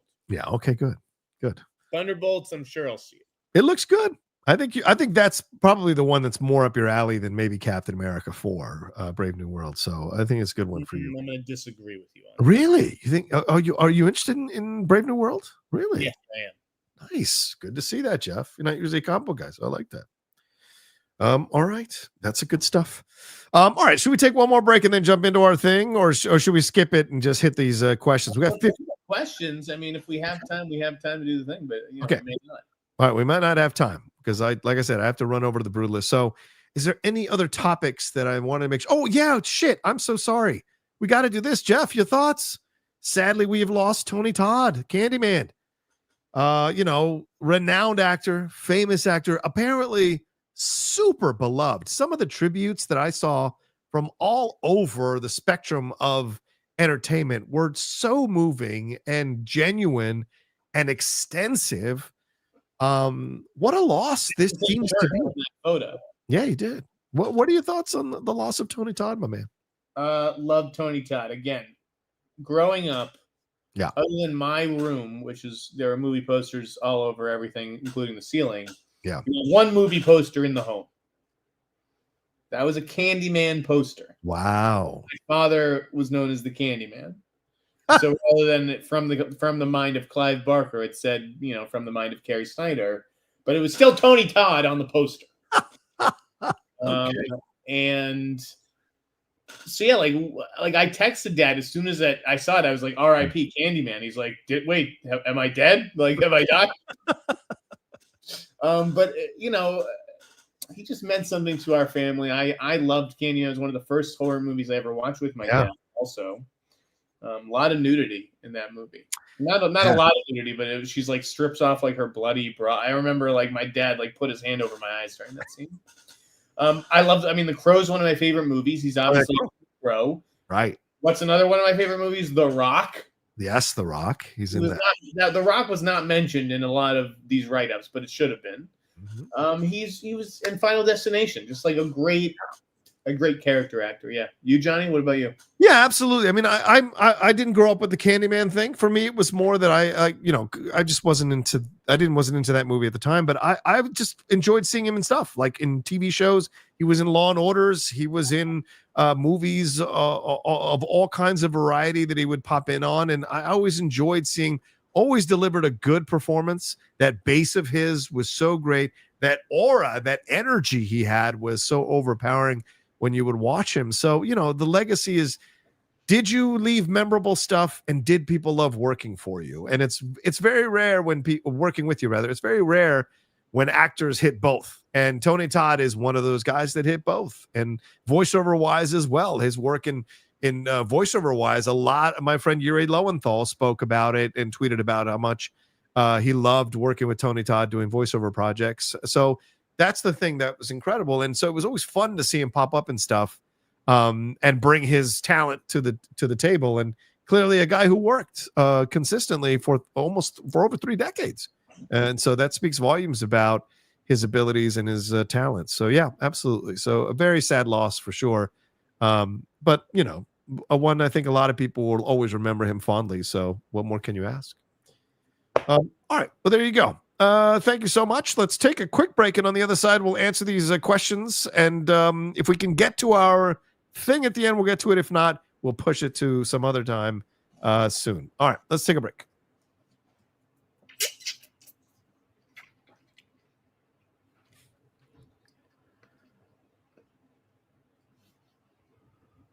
All right, Jeff, let's get into it. Let's hit some of these Streamlabs and Super Chats. Miguel Zion says, who are some very good mid-tier directors that Lucasfilm/Kinberg can hire for this new trilogy if it ever happens? Any suggestions, Jeff? Oh, fuck me, I guess. Okay, Jeff, go ahead. Thank you. I mean, God, who do you give Star Wars to? I mean, I think somebody like Mike Flanagan would be interesting in the Star Wars world. Ooh. Someone who can do some world building, but like not that traditional like sci-fi world building. Right. I like that actually. Yeah, I'd kind of like to think about this question more. Okay. I mean, I think of that guy who did Smile, Parker Finn. I think he's very. Yeah. I mean, if Lucasfilm is drafting guys like Gareth Edwards, right, to do Rogue One, why can't Parker Finn be in contention to direct a Star Wars movie? Yeah, I like that idea. I think you can go in the TV world from people who've directed some of the shows that are in the Star Wars world. I mean, Bryce Dallas Howard, I think could be interesting. Steph Green, I think, is a fantastic director as well. So I think you can go, and there's a big talent pool of directors who've worked in Star Wars show, Mandalorian, all these directors. There's a lot there as well. Rick Famuyiwa, why not him? For God's sakes. Miguel also says, which film are y'all more excited for? Oh, he included me in this one. Fantastic Four or Superman? What are the chances that Superman would be James Gunn's best film? Thanks, and go Celtics. Ugh. Jeff, which one are you more excited for? And do you think it's going to be his best film? This is a tough question. Ooh, okay. I have to say, I think I'm more excited for Fantastic Four. Okay. And will it be his best film? No. Yeah. We are right now on the Cinephiles doing Guardians of the Galaxy. I don't think James Gunn has done a better film than that. And I think that would be tough to top, even with Superman. So I think that's always going to be his best film, and everything will come in after that. I am more excited for Superman than Fantastic Four, just because I've never been a Fantastic Four person. Like, I never collected the comics. Never was. I always knew the characters, and they were fun to watch on the Saturday morning cartoons and stuff, but I never was a big Fantastic Four fan. There's a lot riding on Superman, so I am very curious to see that one for sure. Fireside Review says, free the nipple. There you go, Jeff. Let it out. Not right now, though. Mad Sinister McCall says, Beth Snyder, Mark Henry cast for James Bond. Mark Henry, the wrestler? Oh, my God. Jesus. Tristan says, is Timo... I'm sorry if I can't say that right. Tajanto, the director, in talks for Blade. Jeff, did you hear someone else? Also, don't you think Marvel is rushing Avengers? Only 2 years left. Well, maybe they're not, Jeff. Do I think Marvel's rushing Avengers? No, it doesn't seem like that. And I don't know who that mystery director was for Blade. I don't. Okay. No, I think Timo would be super cool. Yeah. I think that would be awesome, but I don't know. Okay. Groovy Don't Play says, what's the word on Lionsgate? Their model seems to be the same as it was in 2005, but with less marketing spend. I miss when they championed indie films. Well, those days are kind of... Yeah, I definitely think if they went like that Borderlands movie, like they never should have spent that kind of money really on anything unless it's like a layup like Hunger Games. I mean, I just don't think Borderlands qualified. So that seemed like a misread of the market. Yeah. But like, picking up The Crow, like that's a good play internationally. Again, they made money on Megalopolis. Yeah. Right. Which is crazy. So I don't think it's as easy as it like looks on paper. But yeah, I would like to see them just take more chances and get back to like who picked up Magazine Dreams? Wasn't it the guys who did Sound of Freedom? I thought it was that guy. No, I forget. Okay. I don't know, but Lionsgate, I think that next year's slate is a lot more promising. Like all their development moves of the last like month or two have been smart moves. So they're righting the ship. Okay. All right. Yeah, I'm gonna look on that one for you. Briarcliff Entertainment. No, they're distributing it, right? Is that no? It wasn't Briarcliff, right? Yeah, it may have been. Okay. All right. Oh yeah, Briarcliff acquired the domestic distribution rights last month. There you go.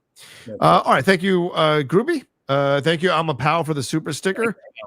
Thank you, Derek. Hello. Thank you, Derek. Very kind. Alex says, is it safe to assume, or would you say the Batman 2 is in pre-production? Well, yes, Jeff. I don't even know. I mean, I don't even know what that means. I feel like the script is written. It feels like the script is written. Like, what is pre-production? I just, we're starting pre-pro. Call me when the cameras are rolling.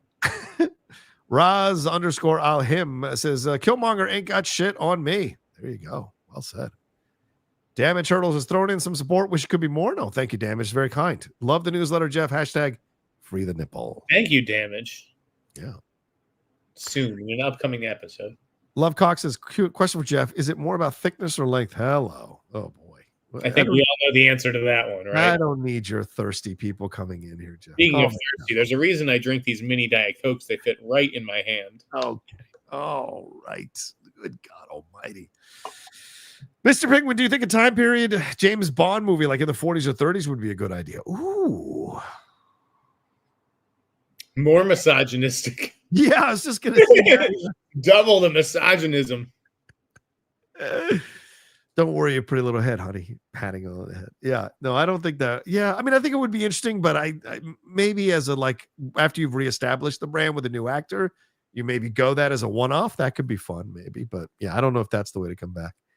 Mumra says Vic saw Cobb's injury. He should have jabbed the wound. I don't know what that means. I don't know. Oh, he's talking about Penguin. Oh, good point. Yeah, it could have, but it wasn't in the script. Mumra. Damn it, Turtles says, Jeff, what's the rectangular poster above your DVDs? The one below the Wonder Years? That would be Seinfeld. At the diner, or where are they at? At the diner? Yeah. Monks. There you go. Matt Stinson McCall says, do you think Joe Rogan will host the Oscars? You think Bill Maher, Jimmy Carr would be good hosts? Also, should the movies be open on Christmas? The movies are always open on Christmas. What are you talking about? He's saying should they? Yes. There's a lot of lonely people. What are us Jews supposed to do on Christmas? I wish I could play that. I get it. I think he's saying like out of respect for the holiday, like should we shut down? No. But yeah, no, I think that's just Christmas tradition for so many people at this point. Do I think Joe Rogan will host the Oscars? No, the Academy will never go for it. But and if they want ratings, they will. I guess. I don't understand what people think Joe Rogan would do up there. He's a professional, like who was on news radio. He would just host the show. You say that, but he would totally make fun of the movies, make fun of the actors, make fun. Well, that's what I want. That's entertaining. I don't want we have to have such a respectful evening. If you want that, just keep it to be as a private dinner. Look, okay, this is a TV show. Well, tell the truth. What is he? He's a very good podcast host. He was 7th on the call sheet on frickin' news radio. He's not known for having incredible stand-up comedy specials. I mean, he brings his comedian friends in there. They each do a little bit. Like, great! Floating Puerto Rico, floating bag of trash. No, no offense to Tony Hinchcliffe. He's a great roaster. Do your thing, but I don't think the Oscars is the place for that. Golden Globes, that I could see because Ricky already did that. Maybe that's what ends up happening. Is I would absolutely, I would go get Joe Rogan right now if I was a producer for the Golden Globes. Jedi Master for Life says, have you seen IGN's review of Penguin? They gave it a 5. Is this simply a subjective difference of opinion, or is there something deeper with these review sites? It's a good question, Jeff. I haven't read the review. I was going to say, is this simply a subjective difference of opinion? I mean, yes, IGN's bad. No. I don't know what deeper you're implying. Like, what they didn't receive the check from DC this month. Like, and they give it a bad review. What are you getting at? Or there could be a number. I suppose there could be a number of ways they could take this, right? Like, did they do a bad review on purpose to get attention for themselves, or do they really feel it's a 5? And the thing is, did they not like it? Yeah, maybe they just didn't. And how many episodes did they see before they delivered their review? You know what I'm saying? Every review, they're trying to get attention, but it's like, I think it may be because it stands out. Yeah. Like, we're giving it the attention. It's not them like doing it for the attention. Right. You know what I mean? Yeah. Yeah. IGN. Yeah. All right. IGN ain't what it used to be, I don't think. No. I mean, yeah, they do call it mediocre. I don't know what's mediocre about that show. No, there's not a goddamn thing mediocre about that show. And I don't know who was reviewing it, but there's not a goddamn thing mediocre about that show.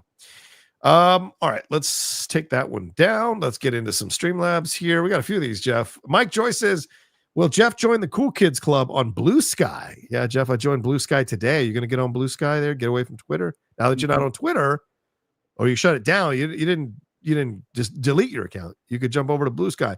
Much more peaceful in Blue Sky. Yeah, until I get there. Oh boy, we can't have. Believe me, nobody wants me on Blue Sky. Jeff Sneider's toxic. He's toxic on social media, and he would only make Blue Sky more toxic. So I'm just gonna stay in my little toxic sphere of toxicity, and good luck with the Blue Sky stuff. I mean, Blue Skies. Are we doing this? Are we really doing this? Wait until Elon buys that place. Then what happens? Oh, forget it. Yeah, all right. And he says, will Jeff join you on the Politics channel? I don't even know if that's happening, to be honest with you. Politics channel? Yeah, I came up with something, and a really cool kid, Seth Breinberg, designed the logos and opening video for it, but now I don't know if I want to do it. The energy of that might wreck me for God's sake. Poison, Johnny. You can't handle that. It's yeah. Well, I can, but I don't want to. This is the other side of it. Do a nipple show with me where you and I talk about our nipples and nipples in general. Mike Joyce also says, any word on the Mass Effect series? John Cena posted about it recently. Could he be in it? Probably. I haven't heard anything. Have you heard anything, Jeff? The video game adaptation? No, I'll find out. Out. I do like that Daniel Casey was hired to write it. Oh, that's right. Yeah. Will said the Nolan movie and Spider-Man 4 releasing within a week. In between them, you have the same lead actor in both movies. The promotion for these will be a nightmare. Both movies usually have press around the world. Don't think Nolan will move. Will Sony move Spider-Man 4? Well, I'm convinced that they will. Yeah. The fact that they sent out a release to press, right, with the release date and like didn't mention IMAX or large format screens, and then they announced the release date for Jumanji 3 right later, or whatever we're calling it, Jumanji 4, I don't know. Yeah. And that had the IMAX and large format screens. It just made me think that this date is a placeholder of sorts for Spider-Man. Right. Why would you not release that movie on IMAX and large format screens? It makes no sense. Why? Why? All right, where do I got to get to? I got to make sure I've got time. Okay. All right. Shit. All right, let's keep going. What's the next one? Anonymous said, "Oh no, Ted from Pennsylvania said, love you both, and we'll catch the replay. Thank you. Will Charmin Obaid-Chinoy's Star Wars movie with Charmin Obaid-Chinoy's Star Wars Rey movie languishing and needing a new writer, is it possible the film is folded into Kinberg's trilogy and a new director hired?" We discussed that last week, but I'm of that belief, even though they've hired a new writer, that there will be a coming together of both of these situations. What do you think, Jeff? Yeah, I mean, I think it's possible. I think eventually ideas from that script, which Lucasfilm is going to own, whoever's writing it, some of those ideas could make their way into Kinberg's thing. But as of now, they're two separate projects. So yeah. But what Jeff said last week, I think I'm coming around on, which is if the Rey movie, the Charmin Obaid-Chinoy one, is the launching pad for that trilogy, that makes a lot of sense. Like, I'm on board with that. Bridge. Yeah, like a bridge. Yeah. All right. Anonymous says, following up on my question about Distant, the Anthony Ramos movie from Speck and Gordon that disappeared, I'm counting on you to get to the bottom of this one, Jeff. You haven't reported back to me. Oh. Has anyone, and that I mean anyone, Jeff? I reached out to the people involved with the movie, and they are still in a holding pattern. They say they have not gotten a word that it's scrapped or that it's dead. They just, it's sitting, it's languishing over at Universal. Oh, okay. I just don't know if that a decision has been made yet. Again, you've got Ramos in the movie. Yeah. I think maybe you're just waiting for the right moment with him, to release it, or maybe you shop it to streaming services. Yeah. I don't know. Okay. I don't know what you do with that, but it seems like it'd be too valuable to just throw in the trash. Already, it's worth more after Naomi Scott and Smile 2. Yeah, good point. Oh, fuck. Oh, well. Anonymous says, has anyone, and by anyone I mean Jeff, heard anything about the test screening of Zach Kreger's Weapons earlier this week? I didn't even know that happened. Jeff, do you know? Oh. I have not heard about the results of that test screening, but again, I've read the script for Weapons, and it is good. Yeah? Okay. All right. Mike Maver says, are movie critics heavily influenced by other critical takes before writing their own reviews? I don't think so. Not if you're, a critic of any kind of confidence in your own voice, but I know for me personally, I like to read other people's reviews to see if I missed anything when I'm working on my review, like any scene or any moment that I want to make sure I highlight. That's the only time, I read other people's reviews. That's the only reason I read other people's reviews. Jeff, your thoughts? I think that, it really depends. If you're in the first round of critics that's publishing when the embargo hits, you don't really have a chance to see what other critics are. That's true. Writing, right? And then there's the second tier crowd that's oh, now I know what the consensus is, and where do I fall among this consensus? Right. So some people will review, I think, in reaction to the other reviews. I know I've certainly done that at times. Hey, this movie is overrated. Well, you can only call it overrated because other people have already reviewed it. Right. That its worth has already sort of been semi-determined. So I think it just depends. Yeah, I agree. Juan says, Jeff, the first two Holland Spider-Man movies started filming in June and were released in the first weekend of July the next year. The current dates for Spider-Man 4 are quite the same. I still hope they move it because of the Nolan movie release date. It seems like they will, Jeff, don't you think? That's what I'm saying. I don't know if it is supposed to. I think it was supposed to go in June, but I don't know if it still is. Yeah. Alan Smithy says, yo, Rocha, yo, Sneider. What's up, Smithy? Good to see you. He says, thanks for the show, guys. Been having a depressing month. Oh, I lost my father in October. Oh, shit, Smithy, really? Brother, why haven't you reached out to me? Oh, my God, I'm so sorry, brother. You guys are always fun to watch, and your humor helps keep me going. What's your favorite father-son or daughter relationship in a movie or TV show? Peace. Ooh, Jeff, that's a good question. What's your favorite father-son or daughter relationship in a movie or TV show? Jeff, what do you got? Anything? Obviously, Field of Dreams. Oh, boy. Favorite father-son relationship? I'm just looking around my posters right now. Yeah. Okay. Here's a fun one. Go ahead.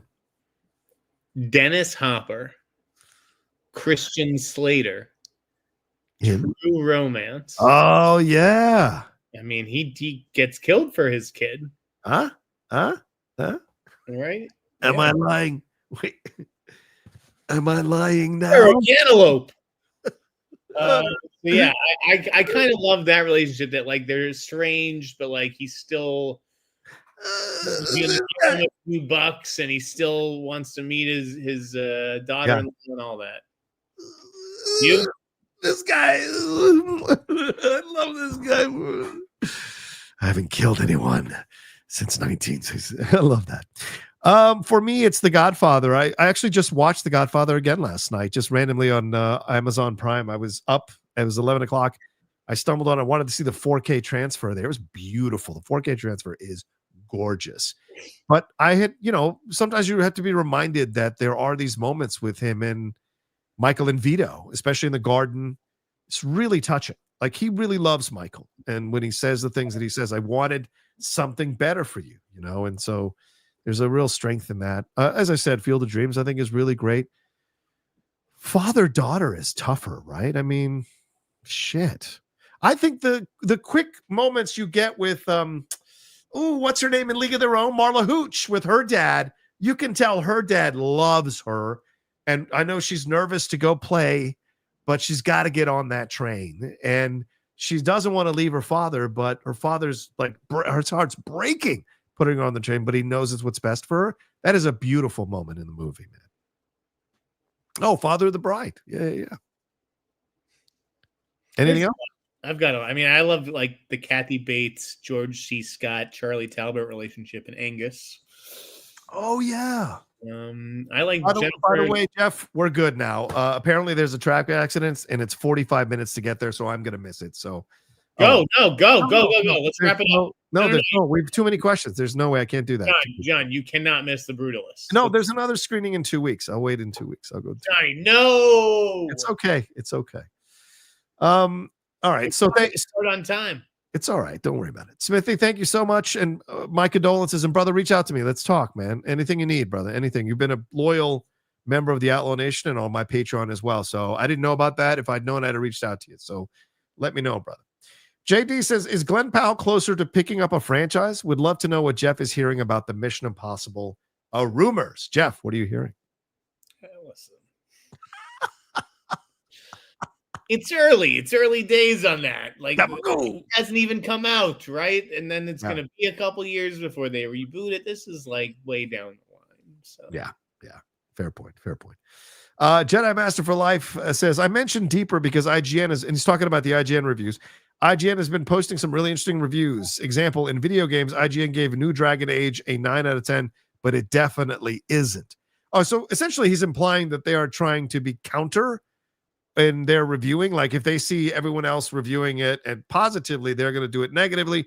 And if everyone's doing it negatively, they're going to do it positively. That's what essentially is insinuating. Jeff, I don't think things work like that. I'm trying to imagine like working for that site and being told like, hey, everyone says this is good, so you're going to think it's bad. Also, why would you do that? Because it kind of taints you as a writer, right? And as a reviewer, that you're not authentic in your opinions, and that's a bad situation to be in. Yeah. John, you saw the Pat McAfee stuff though, right? And let's talk about it. Let's talk about it. What do you got? No, I mean, you did you see the clip? I heard that you got mentioned by Pat Snyder, but it was just the whole thing was crazy. He called Glenn Powell on air. He's like, "Do you know this guy, the Sneider?" Glenn's like, "Yeah, I know him." He's like, "Is he right?" And Glenn like, I DM'd Glenn after, and I was like, "Bitch, you know I'm always right. You know I'm usually right." Okay. Yeah. Let's see if he answers. Come on. What the hell he is. All right, let's see where he's at. Guess who's the young hotshot, Glenn Powell? So don't let that out. So he's not. When does he pick up? When do you know when he picks up? Going like another 20 seconds. All right. Tell him. All right. Handle says in the Hollywood world. It's from what at Hollywood handle says in the Hollywood world. It's from the in. Oh, there we go. Sneider. Do we know who the in Sneider is? INSNEIDER. I know who that guy is. Yeah. Okay. Credible. Is in Sneider normally right? I couldn't tell you. I couldn't tell you. It's like, Glenn, I broke this J.J. Abrams movie. Anyways, I DM'd Glenn. I gave him shit for it, and he was like, "Dude, they put me on the spot." Anyways, that's the last I'll reveal of my DMs with Glenn Powell. But yeah, I'd like to get DMs from Glenn Powell. Hey, I'm available. I'm a regular Joe. You must watch the show. Come on, DM me, Glenn. I'll take care of you. There's like very few stars I can DM like that, but Yeah, there are a few, and some of them are more helpful than others. there you go. Draws Walker says, writing about them forever. That's the other thing. And like that was the thing that always took me a long time to make peace with at the trades, right? Yeah, Is like yeah. Fleming has been writing about Bruce Willis since Die Hard. oh, yeah. Like, yeah, he's gonna get the Bruce Willis stories. And Right, like right. and that's how I feel though. It's like I've been writing about some of like Timothy Chalamet since he Yeah. was a little boy. Since he was a boy. And that's why I, still can break out a Timmy story when I need. He's shilling me. Grabel Fuentes says, what do you guys think of Denzel and Black Panther 3? Yeah, Denzel said that one of the final things he wants to do before he retires says it's going to be Black Panther 3. Jeff, do you like this idea? I think it's awesome. I mean, if you're going to get Denzel in the MCU, yeah, I think some people want it as Magneto or something like that. But the truth is he belongs in Wakanda and in that world with Black Panther and working with Ryan Coogler. I think that'll be great. It'd be awesome if he was the one who was courting Angela Bassett, but she went with T'Chaka instead of him, and he carries this anger about it. Yeah. That would be awesome. Denzel coming back like that. But he can't do what he did in Gladiator 2. You're going to have to do something else, Denzel. You're going to have to do something else. I want that villain to be memorable if you're playing a villain. Matt Sinister McCall says Mike Tyson versus Nick Fuentes would be awesome. It wouldn't even register, bro. Are you watching that tomorrow night? Tyson Jake Paul? Is that tomorrow night? Yeah, tomorrow night at 5 p.m. PT our time. 5 p.m. tomorrow night? Yeah, it's 8 p.m. on the East Coast. That's why they're doing it at that time. Sure. I'm doing a live watch along. If I can get back, I got to pick up the Lady Outlaw from LA and then come right back. Netflix. Maybe I'll go down. Oh, maybe I'll have a little party at my theater. There you go. So you went to the place I want to go to in LA, the sports bar. Is that correct? Talk to me about this because I have seen the Premier League footage of I want to go see a Liverpool game there with the Lady Outlaw because it's like incredible. Where did you sit? Is it worth the price? Does it matter where you sit? Are you still going to get an awesome experience? Well, I actually don't know what the price was because Kroll took me. Oh, nice. And which reminds me, Justin, I still need to Venmo you for the food. It was very cool. Yeah. We didn't have seats. Oh, so you stood. You're right. We were in standing room only, but like we were also like as close, like the front of the standing room only portion. Right. It's a very cool illusion. Right. It was very neat. Just like, I mean, I feel like you feel like you're there, like in the end zone. Yeah. So yeah, it was a super cool view, a great place to watch a game. I just don't know how much it costs, like, or if it would be worth it. But if it was like a special game, right, and you were with a bunch of buddies, like I can't imagine anything better. I've seen the prices from 150 to 500. That's what I've seen the price. 150. Yes. To actually sit inside. Yeah, to sit in.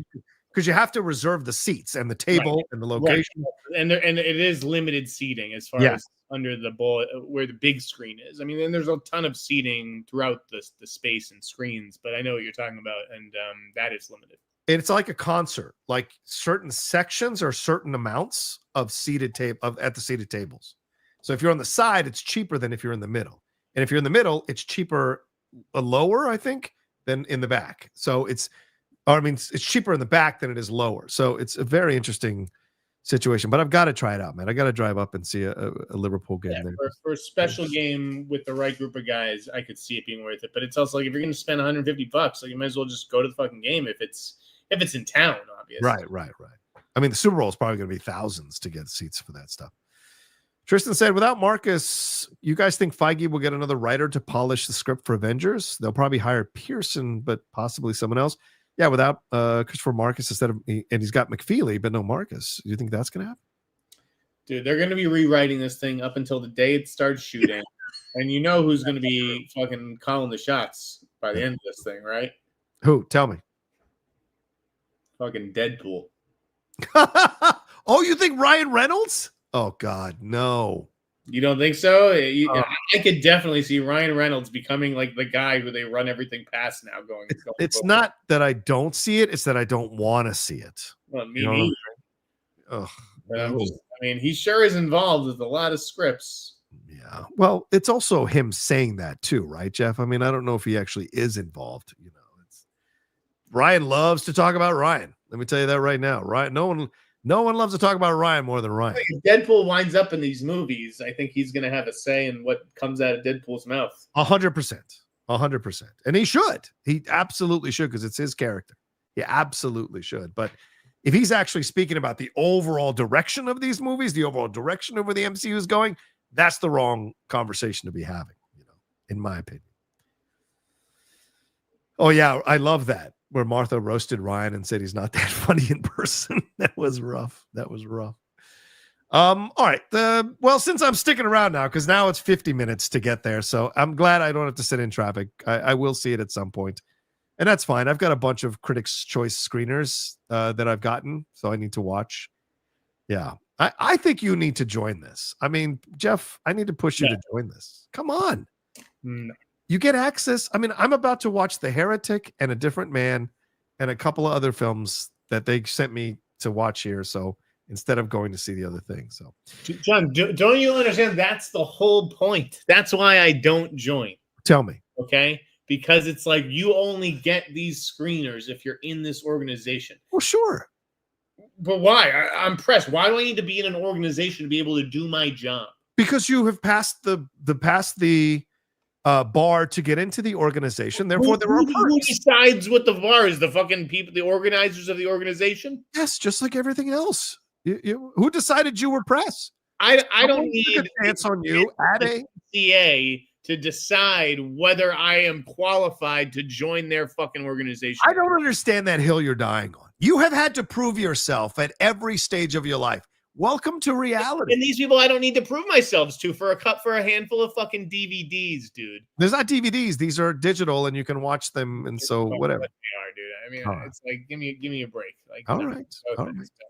I'm very happy that this to me has re-inspired me as a critic, because I'm having less and less desire to go to theaters. And the fact that I can watch in my house and watch it in my big screen and have my opinions about the movie and pay attention and do the subtitles and stop it and write notes, this is great. And so what happens, John, when you tweet the wrong thing, right? Like what? You're going to tweet some controversial opinion about politics, about race, about women, whatever the fuck it is. Yeah. And someone in the fucking organization is going to go to the head of the organization. They're going to say, how do we have this guy as a member? Are we endorsing members like this who say these kinds of things?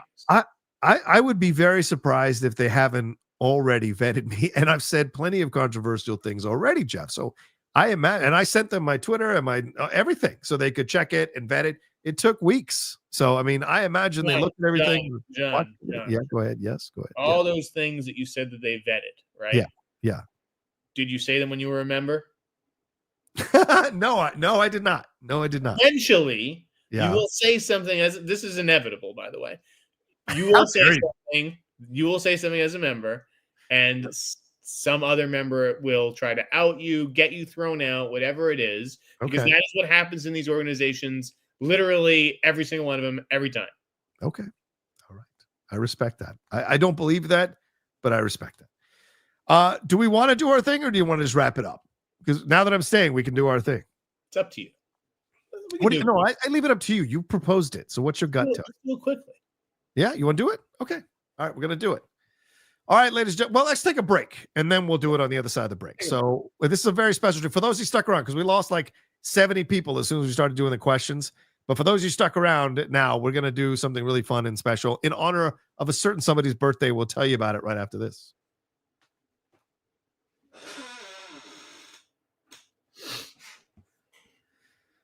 That's all right, Jeff. I get to watch my Commanders play the Eagles tonight. Hopefully they win now that I'm staying home. So, Jeff, what did you propose to me? Pitch it. Tell the people what we're doing. I just saw a lot of people this week doing their DiCaprio list because he turned 50. Yes. Leonardo DiCaprio turned 50 years old, which means he's twice as old as any girlfriend he's ever had. Oh, my, you know what? There's no need to take shots at the man.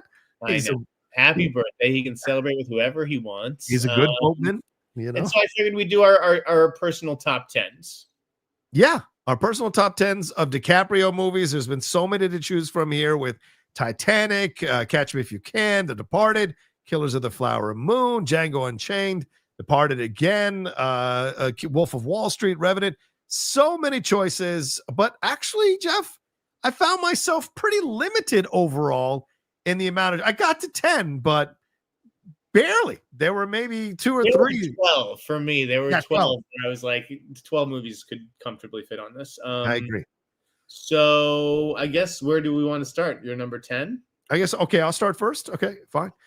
My number 10 is Revolutionary Road. Is that on your list? No. Okay. I really enjoyed that movie, and I know it's a scream fest for 2 hours, but DiCaprio, I think, does some of the most unsettling and ugly acting that he's ever done as a character on screen. He's not even charming like he is in Django Unchained. It's just brutal. And the fact that the guts he had to take on this role and play the role as unsettling tragic as he does, because he absolutely destroys a marriage there with Kate Winslet and what it leads to. I think he delivers one of the best performances of his career, but it's at 10 because I know it's not overall the best movie. So that's why I have it at 10.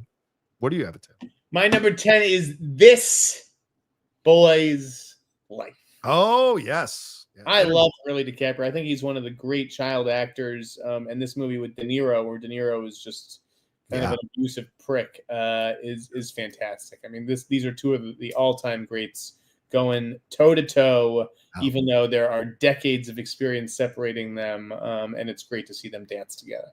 Yeah. All right, so then my number 9 is... Oh, no, it's your... I'll do my number 9, which is Catch Me If You Can. That is way higher on my list, so do we Really?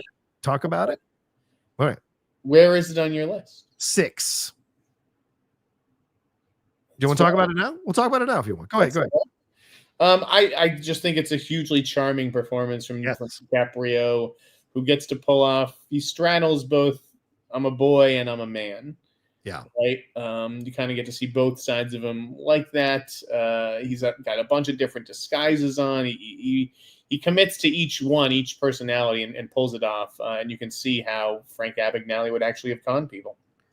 I think it's his most relaxed performance in his entire career. He is so smooth, so fun, so interesting, yet also so sad and vulnerable. And you feel for him as you watch him in these situations. You're caught up in the fantasies and the illusions and the wool that he's pulling over everybody's eyes. But you're also heartbroken as you watch him watch his mother through the window with her new family, or his dad doing the things that he does at the bar. You see that this is a kid without any love in his life and had to construct all these identities just to be able to exist. So yeah, I think it's one of the best performances he's ever delivered. All right, what's your number 9? Now my number 9 is Titanic. I'm a king of the world. Yeah, is that on your list? Probably not, right? I have it at number 7. Oh, you do? Okay, so we can talk about it. I like him in this movie a lot. Do I think Kate outacts him at times? Yes, but I think DiCaprio is really, this is DiCaprio becoming a superstar. And I've seen this movie, I don't know, like 20 times. And I thoroughly enjoy him every time because he's so relatable in the beginning as this guy who gets on the boat through a card game. And the way he takes us through this journey with Kate Winslet and the emotion he has for her. And even when there's little moments where he does his scream acting, what are you doing, Rose? You still are invested in the relationship and where it goes. And that final moment in him and Kate is exceptional. So I put it number 9. Yeah, I think it's tricky being the star of a huge movie like this, where you have to be likable, like to the entire global audience. Yeah. I think it almost restricts some of the choices that you can make as an actor, but he's fantastic in this movie. He handles the romance element of it, the action danger element, and he makes you care about Jack, so that when the end does happen, you really fall apart. That's true. 100%. All right, so my number 8, because we'll go back and forth, right? My number 8 is the Aviator. It's way of the future. Is it up top on you? Where's it at for you? Right? The Aviator at number 5. Okay. All right. Well, let's wait on that. We'll talk about it at 5. What's your 8? My 8 is the Jim Carroll movie, The Basketball Diaries. That's all you, man. Go ahead. Oh, I just love like him as an addict, like at the door with Lorraine Bracco, and he's begging her to let him in. Snot is just flying out of his face. Like this is the kind of young, edgy DiCaprio where you sit up and you just take notice of this guy. I mean, like this is the equivalent of Timmy's Beautiful Boy, right? Oh yeah. I love you got to do these kinds of movies if you're a young actor, right? The addiction drama. Yeah, it's a rite of passage. Yeah, it's a great point. All right, so then what's your 7? We did my 7. So I got This Boy's Life, Catch Me If You Can, Basketball Diaries, Titanic. Gotcha. All right, my number 7 is Django Unchained, and only because he's not the lead of the movie. It is Jamie who's the lead of the movie, but his performance is exceptional in this film. Iconic, memorable, insane. And when you hear that story about him actually smashing his hand on the skull and bleeding through it, that's a greatness that few actors achieve in that way. So I love him in this film. I have it at number 2. Number 2? Why'd you let me talk about it? All right, let's move on. He's amazing in Django Unchained. I love that he's just like, I don't care how like against Leonardo DiCaprio this role is. Like this is a wild movie star turn. This is like Cruise doing Frank T.J. Mackey in Magnolia, kind of. Yeah. It's a bold, daring performance. He totally commits to it. He has a glimmer, like a twinkle in his eye the whole time, and he just delights in being this maniac. Love it. Yeah, 100%. All right, so what's your 6? What's Eating Gilbert Grape? I told you I liked young DiCaprio. I got all 3 of them on there. This Boy's Life, Basketball Diaries, and What's Eating Gilbert Grape.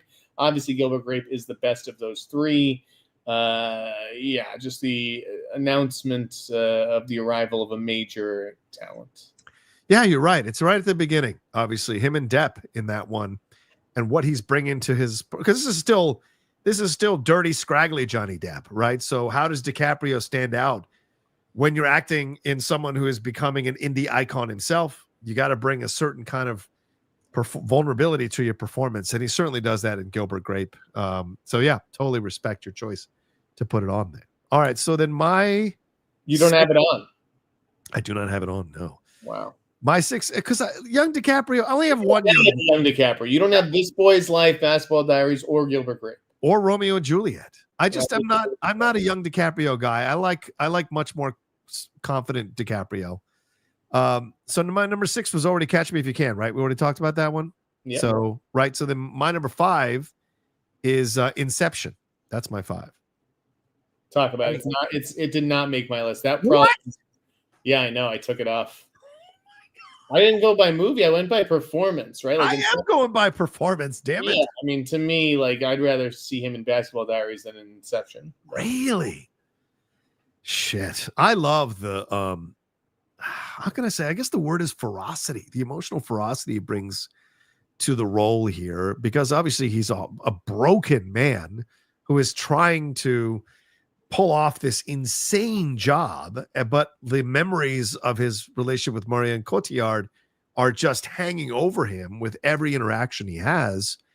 And I just think he does an incredible job in those emotional beats, but also when he has to lead the team and when he's caught out by now Elliot Page in those moments going too far in one direction, all of that. Because I don't like Shutter Island. I think this is a better performance of essentially the same kind of character in Shutter Island. So I give it my 5. So there you go. I think he's really good in Inception. I just didn't think it was like a special. I don't think there's anything like special about it. Oh, man. That scene in the windows between them and Marion is incredible. All right. What's your 4? We said your 5. I'm sorry. What's your 5? To me, there's something special about him in This Boy's Life. Yeah. The Aviator was my 5. So we can talk about The Aviator now. Go ahead, brother. Yeah, I think this was a great movie with like an incredible DiCaprio performance. It's not one I go back to, but it has stayed with me. I think it's one of his most mature works to date. I think this is the beginning of DiCaprio turning that corner from young actor into great older actor. And The Aviator, you see it. I mean, the moments when he's caught up saying the things over and over again, But the interactions with Cate Blanchett, who won the Oscar for that one, Martin Scorsese directing, the interactions with Kate Beckinsale, with Ava Gardner, and the back and forth with Baldwin and with Alan Alda, all of that, and John C. Reilly, all of that, he's doing such great work becoming this next level actor throughout the whole movie. So yeah, I love it. It's a performance that grows more every time I go back and revisit it. And I love that. How many times have you revisited The Aviator? I don't know, probably 10, 15 times. I like Howard Hughes. I'm a Howard Hughes person. So to me, that's why it sticks out. So we've named 7 of my 10. Okay. And I feel, how many of yours have we named so far? 1, 2, 3, 4, 5, 6. 6. Yeah. Give me your number 4 then. The Revenant. Come on, he won the Oscar for this one, Jeff. It's not on your list. Nope. Honorable mention. Oh my God. Come on. That was number 11. That was the toughest cut. Dude, just the bear scene alone deserves placement on your list, for God's sakes. And then what he does hunting down Tom Hardy and the fight with Tom Hardy, but also those quiet moments when he's like by himself and consuming the pain of the loss of his son and his wife, and the revenge, how it overtakes him and leads him to where he's going. I mean, all of it was incredible, dude. So I don't understand. I don't what he won the Oscar for this one. This wasn't a sympathy win like Color of Money, or he's really good, just like he is in Inception. That's why those 2 are my honorable mentions. But okay. I didn't think that there was. It's not a performance that has stuck with me the way that his work as a young man has. Honestly. Okay. All right. So The Revenant's not on your list, but it is on mine. What's your 3? We have at least 2, maybe 3 of the top. Yeah. What's your 3? My 4. Oh, sorry, your 4. Sorry about that. My 4 is The Departed. Okay. That's my 3, so we can talk about it. That's what I figured. Okay. The Departed, he's amazing in it, and he's underrated actually in that movie. Everybody talks about everybody else in that movie except for DiCaprio, which is crazy to me. He is so good. Jack is overacting like a mofo. Vera Farmiga is great. I think she's also underappreciated. I think he's out acting Damon by miles in this movie. No offense to Matt, but there's so much that he's bringing to the table. There's so much angst he is navigating. Just his reaction alone when Martin Sheen falls right in front of him, like just that reaction alone. This is almost CTE like acting for this guy because of all the trauma he's enduring throughout while he's acting too. I mean, that's the thing. Yeah. So there's layers to that performance. So yes, The Departed is definitely up there. What is your 3? That was Departed. What's your 3? My 3 is Once Upon a Time in Hollywood. That's my number 1. So right on. Okay. All right. You want to talk about it? Or you want to wait? Rick Dalton. No, just like a great character. I don't think it's the character he's going to be remembered for. Yeah. That's my number 1. But I can't believe how well he fit into like the Tarantino verse of it all. Yeah. To me, he has never acted in 2 better scenes than the scene with the young girl Pigeon, I think her name is last name, and the scene in the trailer by himself. Holy God. And only I say that as an actor. Like, I know what that experience is like, and he nailed every damn beat of that experience. And then throughout the movie, just the constant insecurity, the constant fear of what's coming next, and missing out on things and what have you. So just a great performance from top to bottom. It's my favorite performance of his. But so your number 2 is Wolf of Wall Street, then? It barely beat out Jordan, because that is a great performance. Go ahead, man. That's my number 1. And I just think Jordan Belfort is the one that he'll ultimately be remembered for, just because it's so manic and out there and crazy. But yeah, perfection. Yeah, agreed. He made you care about a sleazy, terrible, morally compromised person, ethically compromised person for 3 hours, Jeff. He took us on this journey. It was incredible. All right, so repeat your 10 to me. All right, from 10 to 1, Revolutionary Road, Titanic, The Aviator, Django Unchained, Catch Me If You Can, Inception, The Revenant, The Departed, Wolf of Wall Street, and Once Upon a Time in Hollywood. You? Okay. This Boy's Life, Catch Me If You Can, The Basketball Diaries, Titanic, What's Eating Gilbert Grape, The Aviator, The Departed, Once Upon a Time in Hollywood, Django Unchained, and The Wolf of Wall Street. Wow. So yeah, 11 and 12 were clearly Revenant and Inception for me. Okay. So those were two of yours. The movie that I just take issue with is Revolutionary Road. Wow. I Why? I don't think that sniffs his top 15, really. I think you need to go back and watch that film.